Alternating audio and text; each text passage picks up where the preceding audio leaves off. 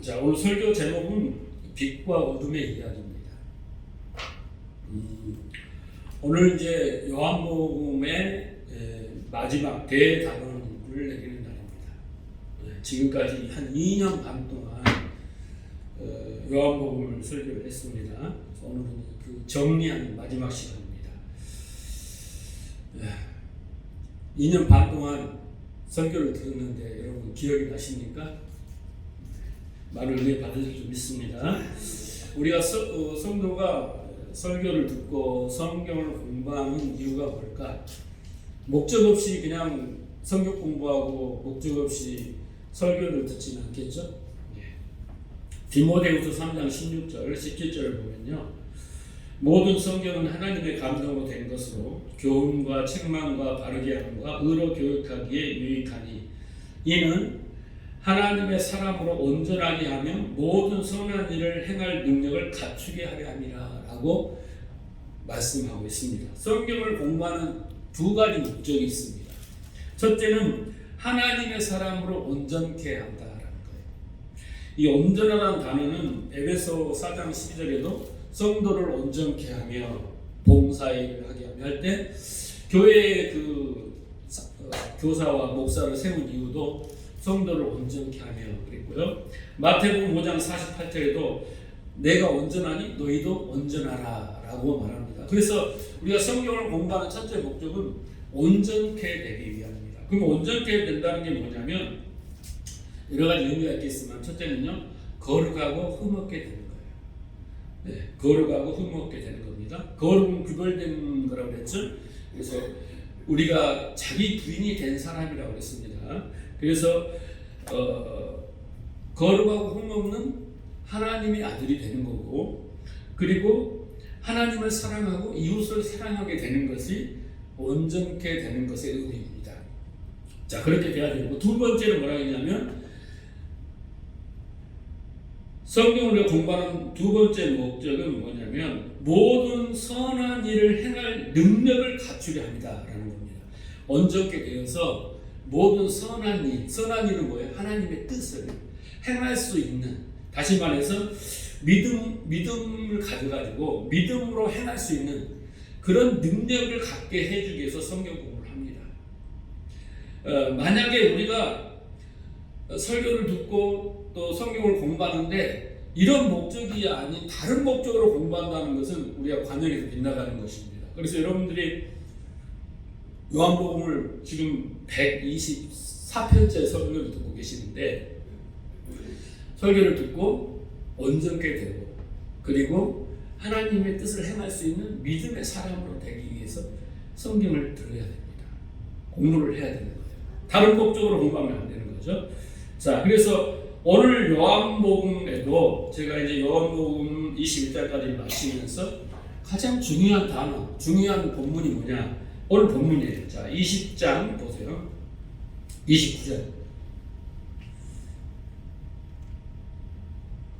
예수께서 이르시되 너는 나를 본 거로 믿느냐? 보지 못하고 믿는 자는 복되도다 하시니라. 30절.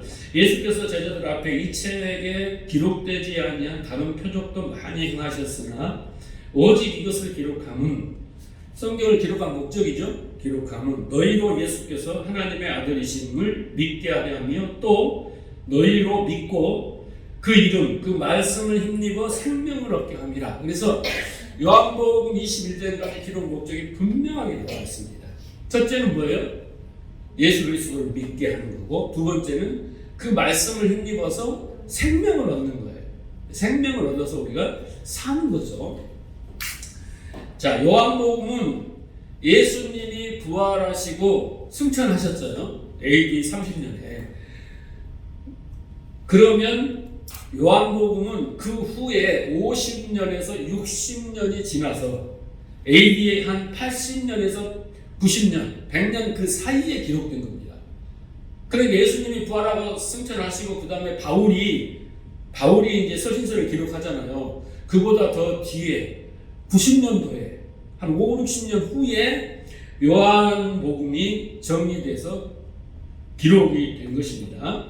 그때 요한 사도는 이 요한복음을 기록하면서 7가지 기적, 그리고 그 기적에 대한 강화, 설명을 했단 말이에요. 풀어서 설명을 하는 구성으로 요한복음을 기록했습니다. 그래서 이 요한복음을 읽는 사람들이 잘 들으셔야 돼요. 더 이상 이제 기적을 보지 않고도 오늘 29절에 뭐라 했어요? 너희는 나를 본 거로 믿느냐? 뭐라 했습니까? 이제 보지 못하고 믿는 자는 복되도다 그랬잖아요. 그래서 이제는 더 이상 기적을 보지 않고 그 기적을 통해서 공부를 해요. 우리가 그 의미를 아는 거예요. 그러면 그 기적을 일으키신 하나님의, 예수님의 뜻이 있을 거 아니에요. 그 의미를 아는 것은 우리는 표적이 나에게 표적이 되었다라고 하는 겁니다. 그래서 그 기적이 이제 표적이 되게 하여서 예수님이 하나님의 아들이구나를 믿게 되고, 또 그분의 말씀이 내 안에 진리, 생명이 되게 하는 거예요. 그것을 목적으로 요한 사도가 요한복음을 이렇게 구성하여 기록했다라는 것입니다. 뿐만 아니라 요한복음 15장 11절에는 내가 이것을 너에게 이름은 내 기쁨이 너희 안에 있어 너희 기쁨이 충만하게 하려 함이라. 예수님이 말씀하시고 또 기록하여 우리에게 주신 것은 예수님 안에 기쁨을 우리에게 그 기쁨을 주기 위해서요. 그러니까 우리가 결론은 예수를 믿고 생명을 얻게 되면 우리는 어떻게 해요? 기쁨이 충만해요. 다시 말해서 의와 평강과 희락, 하나님 나라가 이루어지고 하나님 나라를 통치하시고 말씀이 나를 이끌어가면 결국 우리는 의와 평강과 희락을 누리며 사는 거예요. 세상의 어떤 금은보화, 부귀영화가 우리에게 의와 평강, 희락을 주는 게 아니라 그 예수님을 믿음과 그 생명이 내게 들어와서 나에게 기쁨이 되고 즐거움이 되고 행복이 된다는 거예요. 그러니까 세상적으로 뭐 그런 것들을 통해서 놀라면 교회 올 필요가 없어요. 근데 교회는 세상적인 걸로 세상의 힘으로 주는 게 아니라 오직 예수 그리스도 그분의 말씀, 그 생명이 우리에게 기쁨과 즐거움과 희락이 된다는 거예요. 잘 아셨죠? 아시는데 내가 지금 신앙생활 완투데이 하는 것도 아닌데 내가 지금 기쁨이 없어. 죽겠어. 그거 왜 그러겠어요? 생명이 없는 거예요, 여러분. 기분 나빠 드시지 마세요.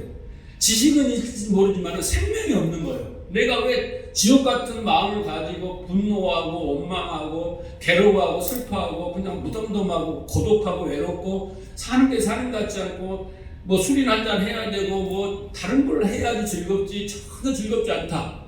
이건 뭔가 나에게 생명이 없다는 거예요. 여러분 그거 잘 기억하셔야 됩니다. 자, 그래서 요한복음에는 예수 믿는 사람과 예수를 믿지 않는 사람이 극명하게 딱 대조가 돼서 봅니다. 그래서 요한복음을 쭉 보면요, 예수님이 공생의 기간 동안에 이제 그 3장에서부터 니고데모를 만나고 4장에 사마리아 여인을 만나잖아요. 그 뒤로 계속 어떻게 됩니까? 38년 된 병자를 고치고 그 다음에 소경, 귀신 들린 자, 빈머거리, 벙어리, 뭐 안진뱅 이런 환자들을 고치잖아요. 치유하시잖아요. 자, 그런 사건들은 뭘 상징하냐면요, 무지하고 어둠 가운데 있는 유대인들을 상징하는 겁니다.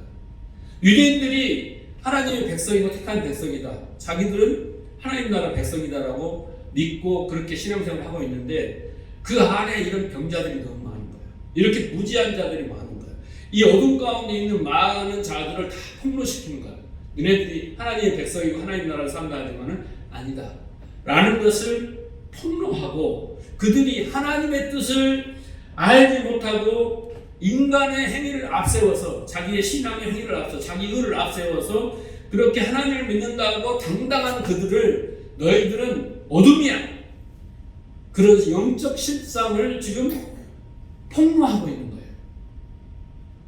요한복음은요, 세상 사람들에게 하는 이야기가 아니라 하나님의 백성인데 하나님을 잘 믿는다고 하는 그 유대인들, 바리새인들에게 지금 그들의 실상을 파헤치며 경고하는 거예요. 그러면서 우리에게 너희는 저들의 전철을 밟지 마라 라고 사도 요한은 우리에게 가르치고 있는 것입니다. 그걸 잘 알고 공부를 해야 됩니다. 자, 그래서 우리가 요한복음을 공부를 하면서 왜 그들은 어둠 가운데 있게 되었는지, 그들은 왜 예수를 믿지 않았는지, 그들의 문제점이 뭔지를 정확히 깨달아야 됩니다. 그래야만이 깨달은 그 순간, 우리가 거기서 발을 빼야 되고 거기에서 돌이켜야 되고, 깨달은 순간 우리는 그 길로 그런 신앙의 패턴을 가지 말아야 되는 것을 알게 되는 거예요. 그런데 모르면 그들과 같이 뭉쳐서 그 수렁에서 그런 종교 생활을 할 수밖에 없는 겁니다. 자, 그들의 문제가 뭔가, 그들이 왜 어둠 가운데 있는 그 문제가 뭔가 보십시오. 요한복음 5장 38절에 보면 그 말씀이 너희 속에 거하지 아니하니 이는 그가 보내신 이를 믿지 아니함이라. 너희가 성경에서 영생을 얻는 줄 생각하고 성경을 연구하거니와 이 성경은 곧 내게 대하여, 예수님에 대해서 길이요 진리요 생명이신 예수님에 대하여 증하는 것이다. 40절, 그러나 너희가 영생을 얻기 위하여 내게 오기를 원치 아니하노라. 여러분, 구약이 다 뭔 이야기라고요? 길이요 진리요 생명이신 예수의 이야기예요. 예수로 말미암아 거룩하고 흠없는 하나님의 아들 백성들을 만들겠다, 구원하겠다, 라는 그 메시지가 구약 속에 다 담겨 있어요. 그런데 그들이 그 속에서 예수를 발견했다 못했다? 못했다 라고 지금 예수님이 말씀하고 있는 거예요. 그들이 율법을 달달달 외우고 철저히 지킨 사람이에요. 그런데 예수님은 그들을 향해서 말씀이 너희 속에 없다. 왜? 쓰고 베끼고 이마에 붙이고 옷에 붙이고 얼마나 율법 공부를 많이 하고 가르치고 공부를 했습니까? 다 외웠단 말이에요. 모세형을 다 외운 사람도 있었어. 그런데 그들을 향해서 말씀이 너희 속에 거하지 않다. 왜? 그들은 단지 하나님이 주신 말씀을 법으로만 알았어요. 율법으로만 알고 열심히 지키면 되는 줄 알았어요. 하나님이 율법을 주신 목적은요, 지켜라고 준 게 아니에요. 613가지 중에 한 가지만 지켜도 죄예요. 그렇잖아요. 이게 지킬 수가 없어. 깨달으라고 준 거예요. 율법을 통해서 너희 안에 탐심이 있고 너희가 얼마나 거룩하지 못하고 너희 스스로는 절대 구원할 수 없다는 걸 깨달으라고 준 건데, 그래서 율법과 성막을 같이 준 거 아닙니까? 깨달으라고. 그걸 통해서. 그리고 성전은 속죄하는 거잖아요. 그 속죄가 누가? 예수 그리스도로 이렇게 속죄, 구속, 대속된다는 걸 알려준데 그것을 전혀 모른 채 그냥 열심히만 지켰어요. 열심히 율법 지키고 열심히 성전에 시선교사 드리고 이랬단 말이에요. 그렇지만 그들은 깨닫지 못했어요. 자기가 임의적으로 해석을 해서 이렇게 지키면 되지라고 열심히 신앙생활을 한 것입니다. 자, 요한복음 5장 44절을 보세요. 너희가 서로 영광을 취하고 유일하신 하나님께로 오는 영광을 구하지 아니하니 어찌하여 나를 믿을 수 있느냐? 내가 너희를 하나님께 고발할까 생각하지 말라. 너희를 고발하는 이가 있으니 곧 너희가 바라는 자 모세니라. 모세를 믿었더라면 또 나를 믿었으리니 이는 그가 내게 대하여 기록하였습니다. 그러나 그의 글도 믿지 아니하고는 어찌 내 말을 믿겠느냐 하시니라. 그래서 모세가 기록한 모세오경이 있잖아요. 근데 모세는 이미 그 안에 메시아 그리스도를 구원자에 대한 이야기를 쓴 거예요. 그런데 이스라엘 백성들은, 유대인들은, 바리새인들은 어떻게 됐어요? 그 모세가 말하고자 하는 것을 전혀 눈치채지도 못하고 그냥 지켜야 율법으로만 알고, 레위기의 그 법이 얼마나 많습니까? 그것만 열심히 지키려고 했다는 거예요. 그래서 예수님께서 모세가 너희들을 고발할 것이다. 너희는 모세도 믿지 않았다. 그런데 어떻게 나를 알고 내 말을 믿고 나를 알겠느냐? 라고 딱 그 이유를 말씀하고 있습니다. 여러분 마찬가지예요. 여러분들이 아무리 성경을 필사하고 공부를 하고 제자훈련을 받고 해도 그냥 성경의 역사, 지리, 문화, 사건 이런 것만 알면요 똑같은 거예요. 또 이렇게 들어오면 뭘 어떻게 해라, 뭐 기도해라, 뭐 해라 이런 것만 알면 여러분 똑같은 거예요. 자, 그 영적인 실상을 적나라하게 표현한 게 뭐냐면 요한복음 8장 43절입니다. 어찌하여 내 말을 깨닫지 못하느냐? 이는 내 말을 들을 줄 알지 못함이라. 자, 계속 여러분 지금 제가 말씀을 이끌고 오는 말씀들을 보세요. 전부 무지예요. 무지. 하나님의 뜻을 몰라. 예수님 말씀 몰라. 이런 내용이죠. 전부. 어찌하여 내 말을 깨닫지 못하느냐? 이는 내 말을 들을 줄 알지 못함이로다. 44절. 너희는 너희 아비 마귀에 났으니 너희 아비의 욕심대로 너희도 행하고자 하느니라. 그는 처음부터 살인자요 진리가 그 속에 없으므로 진리에 서지 못하고 거짓말을 할 때마다 저것으로 말하나니 이는 그가 거짓말장이요 거짓자 아비가 되었습니다. 내가 진리를 말함으로 너희가 나를 믿지 않느냐. 여러분, 마귀가 따로 없어요. 귀신이 따로 없어요. 결국은 내 안에 진리가 없으면 마귀고 귀신인 거예요. 네? 진리가 없으면 전부 내가 성경적 지식을 가져도 그건 다 거짓이에요. 왜? 하나님 뜻을 모르니까. 하나님 뜻을 그 속에 담겨놨는데 껍데기만 보고 그냥 열심히 그냥 그 문자대로만 지키는 것은 아니라는 거예요. 예를 들어서 여러분 오병이어의 예수님의 기적이 일어나잖아요. 6장에. 그러면 그 기적의 내용이 있을 거 아니에요. 표적이 돼야 되잖아요. 그런데 그 기적을 왜 일으키냐면요. 이미 하나님이 그 기적을 구약에 일으켰어요. 언제? 광야에서 만나를 주셨단 말이에요. 그 만나를 주셨는데 그것만 먹고 배부른 사람은 광야에서 다 죽었어요. 그래서 예수님이 오병이어 기적을 또 일으켜요. 그러면서 너희들이 조상들이 만나를 먹었지? 그것처럼 그 만나가 바로 나야. 그러면 너희는 어떻게 해야 돼요? 나를 먹어야 돼. 내가 생명의 떡이야. 너희 삶의 떡이야. 떡이라고 비유했지만 떡은 뭐예요? 말씀이에요. 그 진리의 말씀을 먹어야 너가 살아간다는 것을 단계적으로 이렇게 설명을 해주는데 무리들이 어떻게 됐어요? 또 오병이어를 또 일으켜주세요. 예수님을 쫓아왔단 말이에요. 예수님이 안 일으켜. 더 이상 기적이 필요 없어. 이제 내가 설명을 해줄게. 왜 했는지. 그러니까 다 도망가버려요. 어려워서 못 듣겠어요. 지금 예수님의 말씀을 듣고 그 만나가 무엇인지, 오병이어를 왜 일으켰는지 그 뜻을 알아서 그 생명의 떡을 내가 먹어 받아들여야 되는데 싫다는 현찰로 그냥 먹을 거 배부름을 달라고 하는 거예요. 교회 가서 이러면 안 된다 이거잖아요 지금. 그래서 다 가지고 막 기적도 체험하고 막 다 했는데 그 사람 안에 진리가 없으면요, 그게 거짓이 있으면요, 그게 예수님께 심하게 말하잖아요. 근데 그게 마귀다. 그게 마귀의 자식이다. 그런 거예요.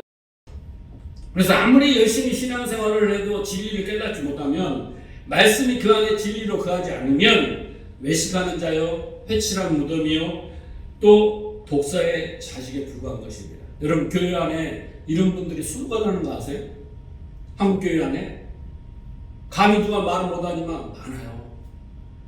그냥 자기 열심으로 하고 그냥 옛날 우리 할머니 할아버지들이 하는 신앙생활로 비례합니다. 정석으로 신앙생활하며 성경은 무진자 박사처럼 다 알고 막 성경 갖고 막 따지고 그러지만은 그 속의 의미를 몰라가지고 수박 거닫기로 하는 사람들이 부지기수예요. 열매가 없어요. 그리고 우리의 신앙의 목표가요, 교회에 와서 열심히 한 목표가 부귀영화 무병장수, 만사 형통 이런 것들이에요. 자기의 영광을 취하고 자기의 성공이나 자기 유익을 취하고 그리고 자기가 열심히 해갖고 그 의로 하나님 앞에 가서 복을 받고 이런 식으로 신앙생활을 하는 것은 성경적이지 않아요. 이 사람은 그 안에 진리가 없어요. 이것을 가르쳐 예수님은 마귀의 자식들이다. 이게 죄다라는 거예요. 하나님 뜻에 빛나는. 제가 좀 심하게 말을 하지만은요, 심하게 말을 해야 돼요. 왜? 목사님도 얼마 전까지도 열심히 했지만은 하나님 뜻과 상관없는 나의 열심히 했다는 걸 내가 깨달았기 때문에 이런 말씀을 드리는 거예요. 여기서 벗어나지 못하면요, 나중에 슬피 울며 일을 갑니다. 내가 열심히 하고 목사님을 가르친다 했는데 꽝이네?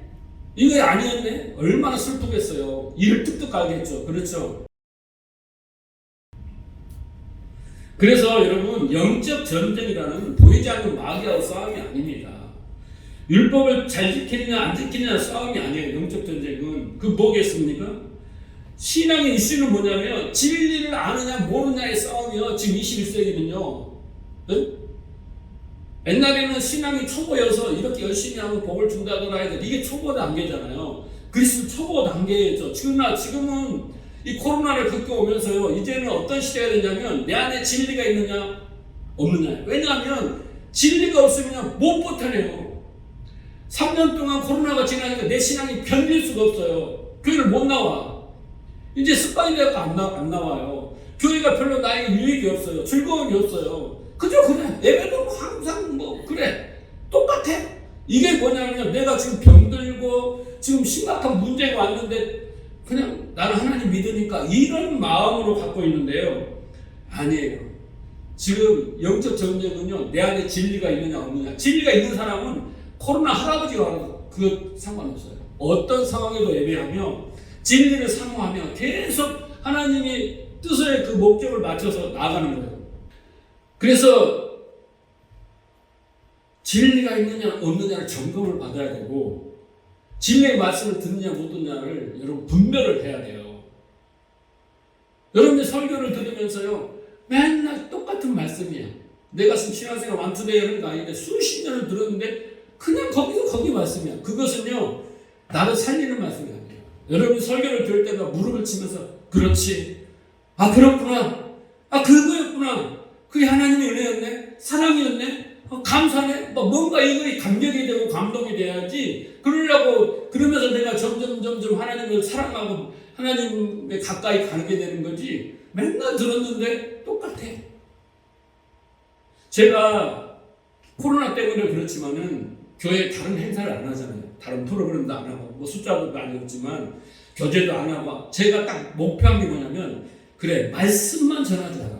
그래 말씀을 전하고 변하고 행복하고 신앙생활 유지되고 그게 진짜다. 옛날에는 말씀은 대충 하고 여러 가지 교제하고 뭐 하고 프로그램 하고 뭐 여러 취미 활동하고 막 그래가지고 이 조직이 운영되었는데, 그 결과는요 다 떠나고, 떠난 사람들 보면 다 부실부실해서 온전한 삶을 한 사람도 없어요. 물론 잘못 가르쳤기 때문에. 그렇지만 이제는 내가 그렇게 하고 싶지는 않아요. 이제 말씀으로 승부를 하고 있어. 계속 말씀을 지속적으로 들음으로 그 말씀이 나 안에서 살아 역사하는, 그래서 그 말씀 지비가 나를 이끌어가는 그런 놀라운 경험이 있지 않고는 우리의 신앙이 지탱이 되지 않습니다. 자, 그래서 지금까지 우리가 123편의 설교를 요한복음 21장까지 들었는데, 이 요한복음을 딱 압축하면 한 단어로 말하자면 은혜예요. 은혜. 인간의 행위와 열심, 노력의 대명사가 누구냐면 바리새인들이거든요. 바리새인들이 얼마나 열심히 하는지 모르니까. 바울도 그러잖아요. 열심으로 나를 따라올 적 없다. 율법 앞에 내가 흠없는 사람이다. 이렇게 하는 것이 얼마나 무용하며 무력함을 폭로하고, 그리고 그 대신 빛이신 예수 그리스도의 필연성, 이것을 극명하게 대조합니다. 그래서 구원이라는 것은 오로지 인간의 행위라는 건 하나도 필요가 없고, 하나님의 주권과 그 하나님의 약속과 하나님의 사랑과 그 은혜만을 오롯이 부각하고, 그 다음에 성령의 능력으로 그것을 깨달아 믿음에 이르게 하는 것을 쓰는 게 바로 뭐냐면 요한복음이에요. 그래서 이 은혜가 무엇인가를 깨닫게 하기 위해서 요한복음은 어떻게 시작하냐면 빛과 어둠으로 시작해요. 오늘 설교 제목이 뭐라고 했죠? 빛과 어둠의 이야기라고 했잖아요. 그래서 요한복음은 처음부터 빛과 어둠의 이야기가 시작됩니다. 그래서 이 세상의 어둠, 그리고 유대인들의 어둠, 그에 반대되는 예수 그리스도의 빛 되심을 딱 대조를 시켜서 시작합니다. 그래서 빛 대신 예수 그리스도를 알아보지도 못하고 거부하는 어둠들, 그들을 빛의 능력으로 어둠이 빛을 잡아가는 게 아니에요. 빛 때문에 어둠이 물러가는 거예요. 그런 형국을 그려내고 있습니다. 여러분 잘 아셔야 돼요. 내가 어둠인데 내가 노력해갖고 빛을 받아들이는 게 아니라, 어느 순간 내 안에 빛이 탁 새면 그 순간 내 어둠이 사라져 버리는 거예요. 이게 지금 요한복음의 이야기입니다. 그래서 요한복음은 빛 대신 예수 그리스도를 알아보지도 못하고 거부하는 어둠들을 빛의 능력으로 구원해 내시는 하나님의 열심, 이게 기록되어 있어요. 그래서 요한복음 읽으면, 나는 어둠이었는데, 나는 까만문이었는데, 나는 무지했는데, 나는 정교인이었는데, 빛이신 길이요 진리요 생명이신 예수가 내 안에 들어옴으로 내가 빛, 생명을 가졌구나. 그래서 내가 이렇게 신앙생활을 하게 되는구나. 이렇게 행복해지고 이런 것들 깨달아야 되는 것입니다. 자, 요한복음 1장 5절 그 증거를 보여드릴게요. 1장 5절에 보면 빛이 어둠에 비치되 어둠이 깨닫지 못하더라. 그렇죠. 어둠은요, 빛이 와도 몰라요. 내가 해서 어둠이 있는데 빛이 와서 빛이네? 나는 어둠이네? 그러면서 이제 빛을 받아들여야지 이렇게 되지 않는다는 거예요. 왜요? 우리는 무지하게 태어났기 때문에 하나님을 알지도 못하고 찾지도 않고 하나님 뜻을 행하지도 않고 다 그런 존재라고 그랬잖아요. 무지한 존재이기 때문에 빛이 옆에 와서도 빛인 줄을 몰라요. 그래서 1장 서두부터 빛과 어둠을 대조하는 것입니다. 그런데 이제 은혜가 오는 거예요. 빛이 와서 그 어둠을 어떻게 해요? 먹어버려요. 덮쳐버려요. 예, 소멸시켜버리는 거죠. 자, 그래서 요한복음 1장은 창세기 1장하고 똑같아요. 짝을 이루고 있습니다. 요한복음 1장 9절을 볼게요. 참빛 곧 세상에서 와서 각 사람에게 비추는 빛이 있었나니 그가 세상에 계셨으며 세상은 그로 말미암아 지은 바 되었으며 세상이 그를 알지 못하였고 자기 땅에 오매 자기 백성이 영접하지 아니했다. 그렇죠? 그 인간의 이게 실존이에요. 역사의 실존입니다. 빛이 왔어요. 어둠들이 몰라. 그게 인간의 실존입니다. 그 은혜라는 건 뭡니까? 그럼에도 불구하고 하나님이 그 어둠 속으로 뚫고 들어오셔서 빛으로 만들어버리는 것이 바로 은혜인 거예요. 하나님이 네가 영접하지 않는다고 못 들어갈 것 같느냐? 아니다. 내가 너를 창세전에 택했어. 그래서 나는 너에게 빛으로 그 어둠을 몰아낼 거야 하고 들어오신다니까. 침노하시는 거예요. 그게 은혜입니다. 요한복음 3장 19절 그 정죄는 이것이니 그 빛이 세상에 왔을 때 사람들이 자기 행위가 악함으로 빛보다 어둠을 더 사랑하는 것입니다. 이게 뭐예요? 죄입니다. 죄는 뭐예요? 요한복음 16장 9절에 보면 죄는 예수 그리스도를 안 믿는 거예요. 그게 죄입니다. 나쁜 짓을 하는 게 죄가 아니에요. 성경적인 죄는요.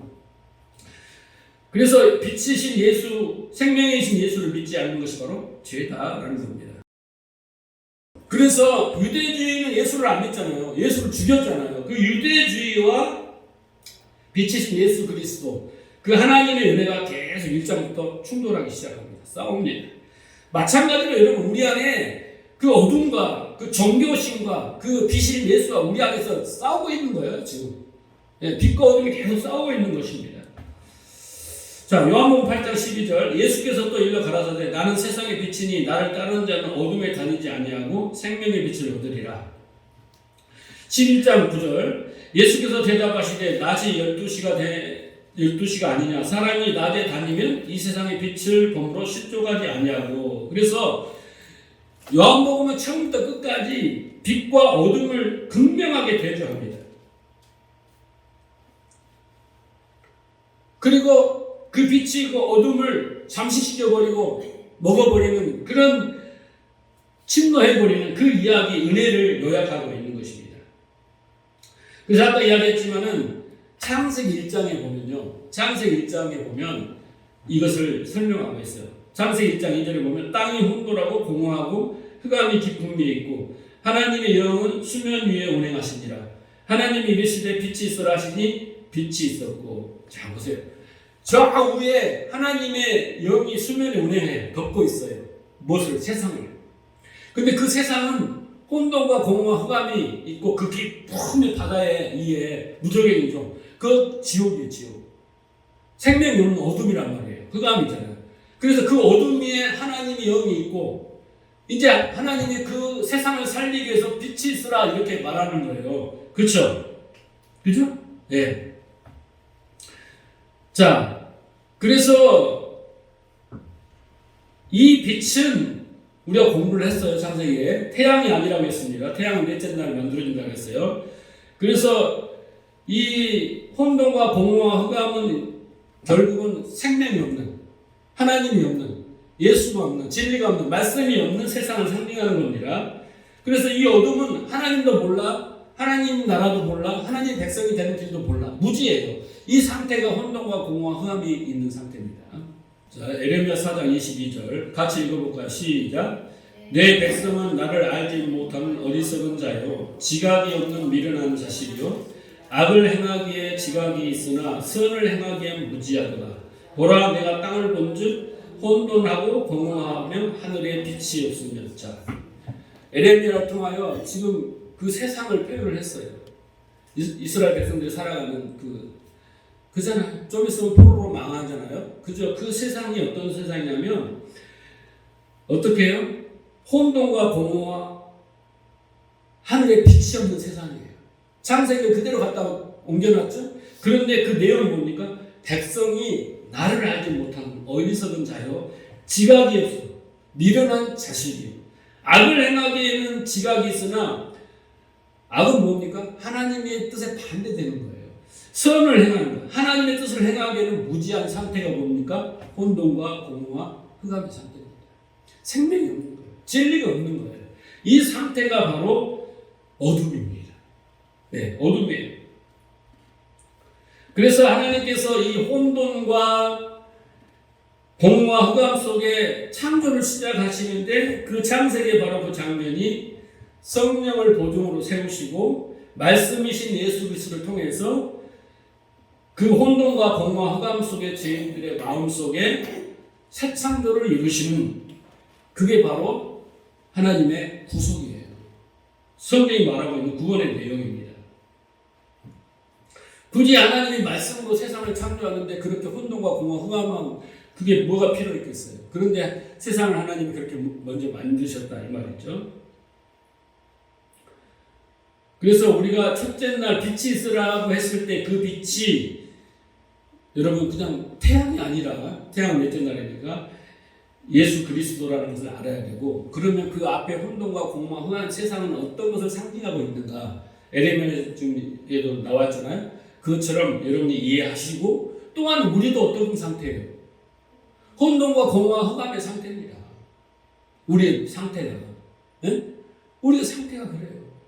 그래서 하나님의 은혜로 빛이 들어와야 우리가 생명을 얻고 뭔가 인간다운 인간이 되고 거룩과 흠없게 되는 거지. 그렇잖아요. 그 땅의 흙으로 우리를 만들었으니까. 그렇잖아요. 그런데 우리는 바리새인들은 우리는 혼돈과 공허와 흑암의 상태가 아니라 우리는 착하고 똑똑하고 지혜롭고 하나님을 사랑하고 하나님을 위해 사는 백성이다라는 자부심을 가진 좋은 거예요. 존재 확신을 가진 거예요. 아니라는 거예요. 그래서 하나님 율법을 주면서 너의 실상을 좀 봐라 라고 준 건데, 아니에요. 우리가 이거 다 지켜낼 수 있어요. 이랬단 말이에요. 그게 바로 뭐예요?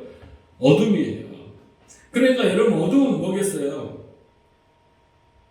잘 들으셔야 돼요.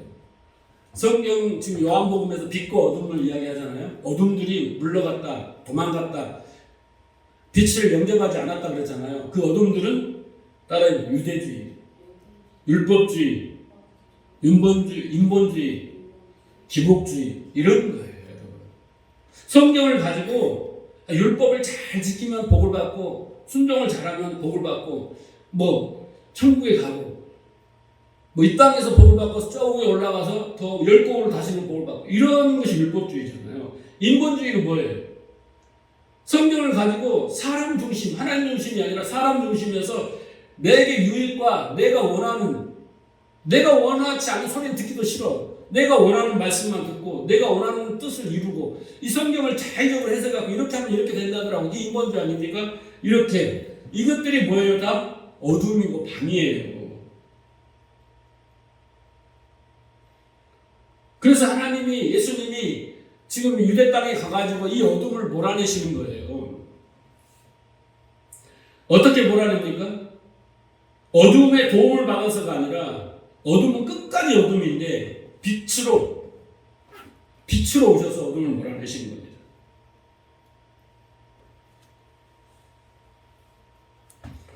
여러분 안에도 어둠이 있습니다. 유대주의, 인본주의, 기복주의, 은사주의 이런 것도 많잖아요. 그래서 말씀을 안 들으면, 진리를 안 들으면 우리 안에 어둠이 나가질 않아요. 네? 여러분 막 흙탕물, 계곡 같은 데서 이렇게 가재 잡으면서 막 흙탕물 해보면 아무것도 안 보이잖아요.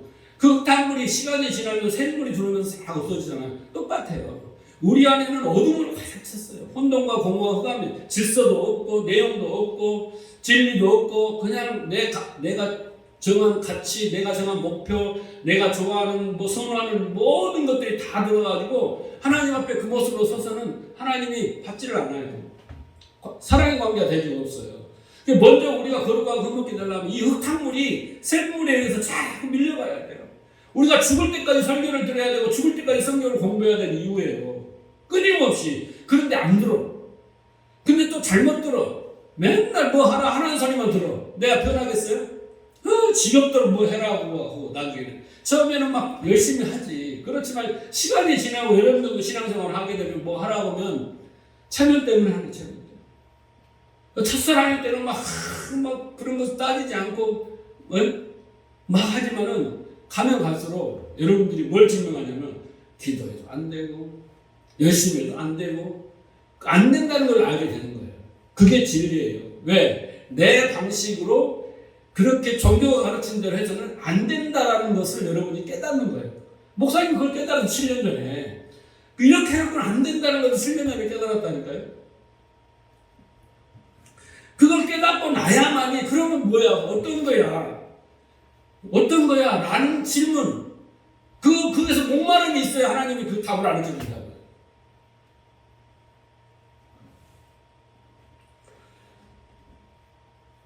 그래서 여러분, 빛과 어둠은 화해가 불가능합니다. 절대 화해가 불가능해요. 같이 공존할 수가 없어요. 자, 에베소 5장 8절. 너희가 전에는 어둠이더니 이제는 주 안에서 빛이라. 이제 빛의 자녀들처럼 행하라. 그렇잖아요. 예, 여러분, 중간지대는 없어요. 내가 귀신이 몇만 마리, 2만 마리인가요? 2천 마리인가요? 그렇게 2,000가지의 비진리가 있어, 내 안에. 그러면 하나의 진리가 들어오면 어떻게 되겠어? 하나의 생명과 빛이 돼. 그러나 1990까지 또 거짓이 들어있는 거예요. 또 진리가 들어와. 내 가치를 바꿔. 그렇잖아요. 내 세계관을 바꿔. 내 습관을 바꿔. 이렇게 계속 진리가 들어와서 어둠이구나 깨달았을 때 진리가 될 때 점점 나는 빛의 사람이 되는 거예요. 그 중간지대는 없어요. 나 깨달았어. 그런데 안 변해? 그 가짜인 거예요.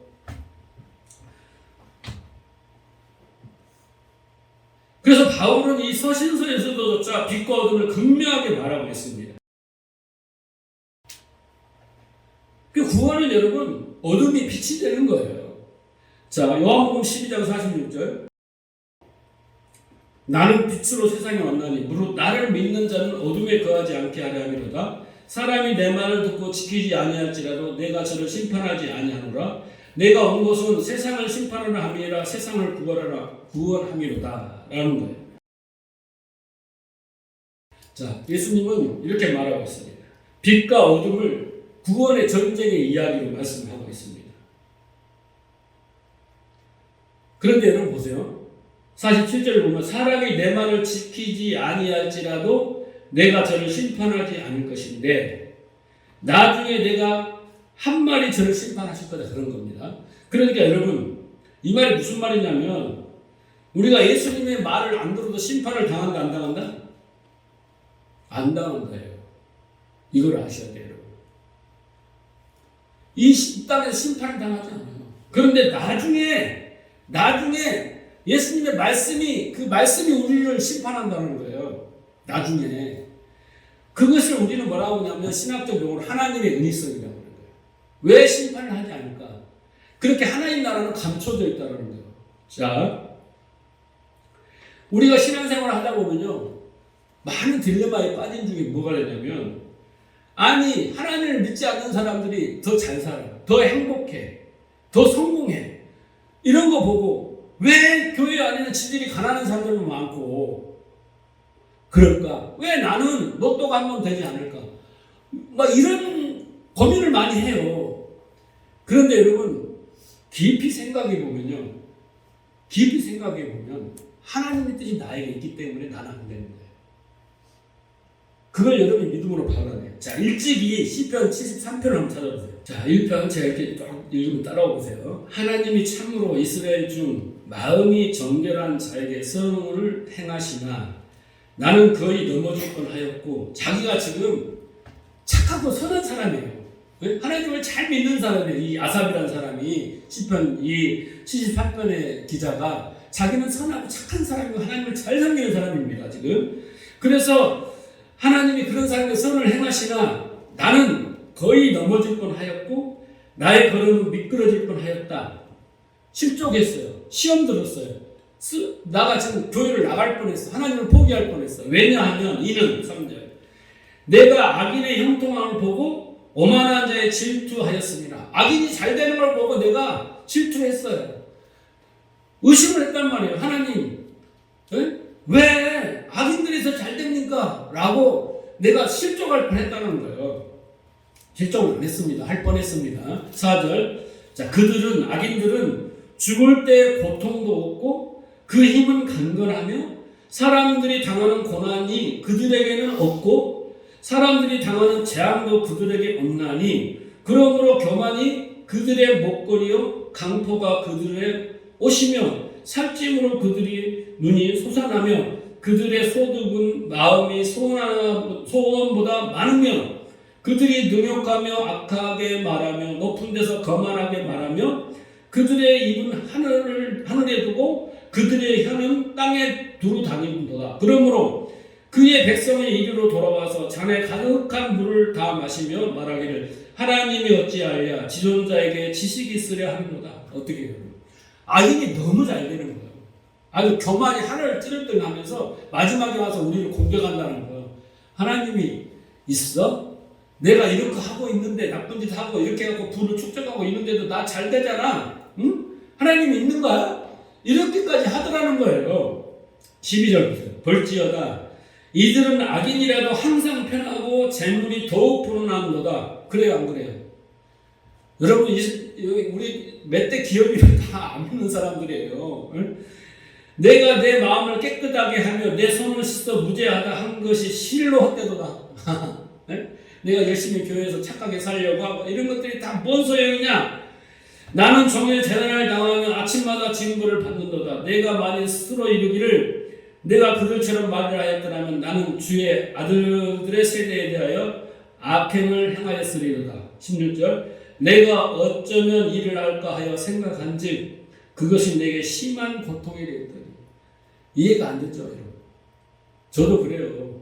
저도 열심히 했는데 하나님이 성령을 가득 채워줘서 많은 영혼들을 살리고 가르치고 제자를 삼으면 얼마나 좋겠어요. 그런데 그런 일이 안 일어나. 내가 열심히 없어? 내가 뭘 잘못한다 막 이렇게 할 때가 있었어. 지금은 안 그래. 지금은 안 그렇지만 그렇게 되더라는 거예요. 자 그런데 보세요. 17절 같이 읽어볼까요? 하나님의 성소에 들어갈 때에 그들의 종말을 내가 깨달았나이다. 자 깨달음이 왔어요. 빛이 온 겁니다. 생명이 온 겁니다. 진리가 온 겁니다. 하나님의 마음과 뜻이 온 겁니다. 그렇죠? 하박국도 마찬가지였잖아요. 그렇죠? 예, 18절 주께서 참으로 그들을 미끄러운 곳에 두시며 파멸에 던지시니 그들이 어찌하여 그리 갑자기 황폐하게 되었는가 놀랄 정도로 그들은 전멸하였나이다. 주여 사람이 깬 후에 꿈을 무시함같이 주께서 깬 후에 그들의 형상을 멸하시리이다. 그래서 그 뒤에 쭉 읽어보면 깨달았다는 거예요. 성전에 들어가서 진리의 말씀을 듣고 내가 이걸 다 깨달았다는 거예요. 왜 그 악한 자들이 행한지, 왜 내가 행하지 않는지를 깨달았다는 거예요. 그러니까 그 말은 무슨 말입니까? 무슨 말이에요? 하나님이 말씀을 안 들어도 탐이 나줘요. 그런데 나중에 심판을 하세요. 그러니까 지금 우리는 어떻게 해야 돼요? 그러니까 성도들 중에 고난을 당한 사람, 가난한 사람, 실패한 사람, 아픈 사람 이런 사람들 보고 정죄하고 비판하지 말라는 거예요. 판단하지 말라는 거예요. 그들이 지금 하나님이 빛 가운데로 인도하는 과정이에요. 빛 가운데 빛의 사람으로 만드는 과정일 수 있다는 거예요. 그러니까 함부로 그런 교회를, 그런 성도를 비판하거나 돌던지지 말라는 거예요. 예. 그리고 잘 된다고 부러워하지 말라는 거예요. 그 잘 된 것은 그 사람이 똑똑해서가 아니에요. 예? 그 사람이 열심히 해서가 아니에요. 잘 된데도 하나님의 뜻이 있고 못된 데도 하나님의 뜻이 있다. 이게 중요한 거예요. 그것이 중요한 게 내 안에 진리가 있느냐 없느냐요. 이 사람도 막 아삽도 깨닫지 못했으면 어떡해. 평생을 골골하면서 원망하면서 어쩔 수 없이 와서 예배드리고 어쩔 수 없이 헌금하고 그 짓을 했을 거 아닙니까? 그런데 이걸 깨닫고 나니까 어떻겠어요? 21절에 보면 내 마음이 산란하여 내 양심이 찔렸나이다. 내가 이같이 우매의 무지함으로 주 앞에서 짐승이 오나. 이제 고백하잖아. 깨닫고 나니까 내가 항상 주와 함께 하니 주께서 내 오른손을 붙든나이다. 주의 교훈으로 나를 인도하시고 후에는 영광으로 나를 영접하시리라. 하늘에서 주의 누가 내게 있으리까? 땅에서 주밖에 내가 사모할 리 없나. 이렇게 고백하는 거예요. 하박국의 고백은 똑같지 않습니까? 우리도 이런 고백이 필요한 거예요. 뭘로? 진리로. 깨달음으로. 네? 그러니까 여러분 제가 이렇게 말씀을 풀어 설교를 하면 그걸 들으면서 여러분을 깨달음으로 그렇구나. 그렇게 이 아삽처럼 고백이 일어난 게 자기 부인이에요. 그게 거룩하고 흠없게 되는 거예요. 그것이 계속 쌓여가면 어떻게 되겠어요? 하나님과 너무 친해지고 하나님을 너무 좋아하게 되고 기뻐하게 되고 그렇군요. 내가 이렇게 가난해서 친구들 동창회도 제대로 못 가고 명품백 하나 못 사고 네? 정말 남들이 이쁘게 수술하는데 형상한 번도 못하고 이게 뭡니까? 맨날 병원에 쫓아다니고 막 그랬는데 그래서 하나님을 원망했는데 그래서 어디 나가기도 싫고 어디 모임도 가기 싫고 그랬는데 깨닫고 나니까 그게 아니더라고요. 진리가 없다면 하나님 뜻을 모른다면 그럼 내가 이렇게 처해 있는 것이 그냥 하나님은 참 방관하고 무관심한 게 아니라는 거잖아요. 예? 그걸 한마디로 우리가 판단하지 말라는 거잖아요. 하나님이 하고 계세요. 근데 어느 순간에 가면 내가 깨닫고 그런 것들이 다 문제가 되지 않더라는 거예요. 우리의 어둠을 빛으로 만드시는 과정인 거예요. 그러니까 제가 7년 전에 그걸 깨닫고 나서는 여러분들한테 시시비비를 하나도 뭘 요구하지도 않고 뭘 이렇게 해보란 말도 안 하고 그냥 말씀 듣고 깨닫고 그렇구나 하는데 자기도 모르게 점점 믿음이 생기면서 하나님을 붙들게 되고 형편과 처지에서 못한다고 막 자격지심을 가지고 괴로워하지도 않고 그래요 하나님 내 주제는 이거예요. 내가 이거 최선을 다할게요. 그걸로 만족하고 그렇게 믿음이 점점 커가는 거예요. 그러니까 이 세상에서 어떤 재화나 부귀영화나 어떤 세상의 힘들을 많이 획득하고 소유한 것을 복받았다 이런 말 하지 마세요. 그것은 어떻게 된다고? 다 심판을 받는다잖아요. 그렇죠? 병들고 가난하고 이런 게 저주받은 거라고 말하지 말아요. 그 가운데서 내가 정말 하나님 뜻을 깨달으면 되는 거예요. 그래서 따라서 요한복음은 이렇게 마무리를 치면서 그 빛과 어둠의 그 대척점의 마지막 등장이 누구냐면 바로 베드로입니다. 우리 지난주에 공부했잖아요.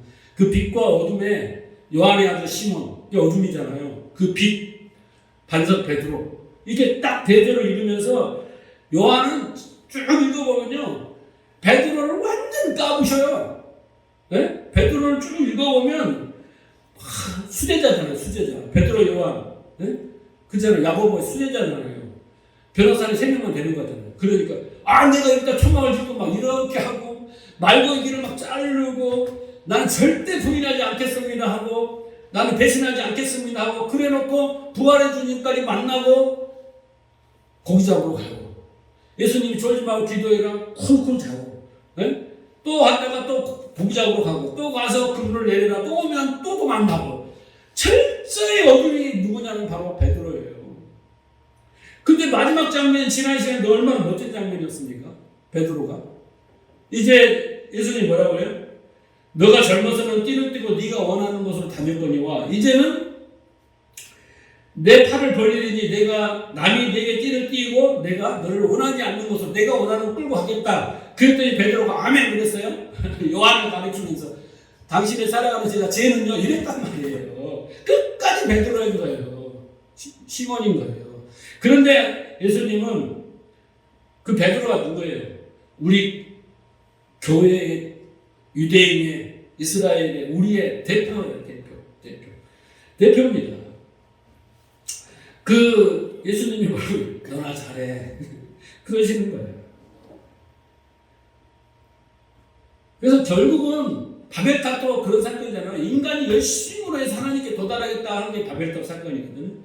유대인들도 열심히 율법에서 하나님께 도달하겠다는 거고 베드로도 자기 열심으로 가겠다는 거고 우리도 열심으로 가겠다는 것은 일도에 폭격해버리시고 그걸 기각해버리시고 그건 무용하다 무능하다 안 된다 오직 나의 은혜 너희는 어둠이다 그것을 빛으로 내가 해주겠다. 이게 요한복음 1장에서 시작해서 21장까지 이야기해요. 그래서 예수를 믿어야 된다. 네? 그 이야기를 합니다. 그래서 내게 빛이 없으면 생명이 없으면 어떻게 돼요? 혼돈과 공허와 흑암이에요.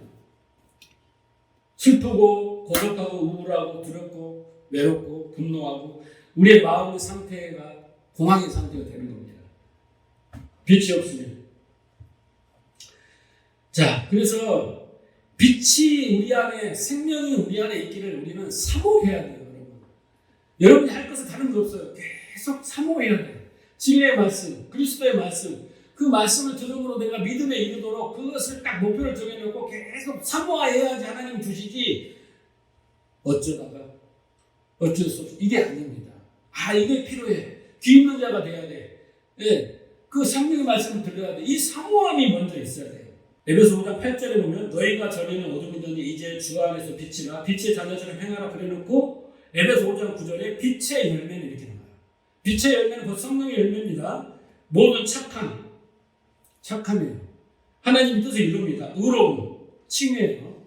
그리고 진리. 이게 성령의 열매입니다. 착함과 의로움과 진리. 이게 빛의 열매예요. 자, 요한복음을 이제 정리를 합니다. 여러분, 우리는 원래 어떤 존재였다고요? 어둠이었다. 생명이 없었어요. 빛이 없었어요. 어둠이었습니다. 여러분, 우리 안에 어둠이라는 게 뭐예요? 여러분, 정리를 잘 하셔야 돼요. 어둠이란 뭐예요? 하나님도, 하나님 나라도, 하나님 백성이 되는 길도 몰랐다. 그렇죠? 그리고 교회 안에 있음에도 우리가 기복적이고, 인본적이고, 율법적이고, 그렇게 율법을 따라 행하는 것은 그게 바로 어둠입니다. 예수님이 지금 바리새인들에게 하는 겁니다. 그래서 우리가 신앙생활을 하는 그 이유는 뭐다? 부귀영화 무병장수 마음사의 고통을 이해하는 게 아니다. 이건 어둠입니다. 이거 아닙니다. 이것에서 벗어나기 위해서 하는 겁니다. 그래서 우리가 예수 믿는다는 거 뭐다고요? 예수님 말씀이 내 안에 진리, 그 생명이 되는 거예요. 그럼 우리는 믿음으로 살 수 있습니다. 그래서 하나님의 은혜는 첫째, 내 안에 어둠이 있음을 발견합니다. 내가 어둠이었구나. 이게 하나님의 은혜입니다. 그래서 하나님의 은혜는 그리스도의 말씀을 들리는 겁니다. 그리스도의 말씀. 그냥 성경을 듣고 수고하고 무거운 짐을 지어주는 말씀을 듣는 게 아니라 그렇구나 깨닫고 무릎을 치고 내가 그 무릎을 꿇고 그 하나님을 찬양하고 하나님께 하박국처럼 기뻐하고 즐겁게 만드는 말씀, 그 그리스도의 말씀을 들어야 되는 거예요. 설교를 듣고 맨날 뭐 해라 해서 또 해야 돼, 안 하면 또 회개해야 돼, 이런 말씀이 아니라 설교를 듣고 들을수록 기뻐요, 즐거워요, 감사해요. 하나님이 그냥 너무 좋아요. 이렇게 듣는 말씀이 그리스도의 말씀이에요. 그러면 우리 안에 어둠이 사라져가는 거죠. 그리고 그 생명, 그 진리가 채워질수록 우리는 의와 평강과 희락을 하나님 나라를 누리게 됩니다. 그래서 우리가 원하고 사모하고 열심을 내야 할 것 딱 한 가지예요. 그리스도의 말씀을 듣는 일에 열심히 됩니다. 그 진리를 사모하면 됩니다. 어둠에서 빛의 다리가 되었잖아요. 그런데 계속 어떻게 해요? 이제는 그 빛을, 생명을 공급받아야 돼요. 그래서 우리 안에 어둠이 너무 많아. 2000가지가 된다고 생각해봐요. 계속 몰아내요. 평생을 몰아내야 돼. 몰아내지 않는 사람은 어둠 가운데 지옥을 사는 거고, 몰아내는 사람은 점점 하나님 나라를 누리고 사는 것을 극명하게 요한복음 말했어요. 여러분들은 그 빛의 자녀로서 생명이 충만하여서 하나님 나라를 누리고 사는 여러분 되시고, 그것을 전하는 그런 성도들 되시길 주님 축복합니다.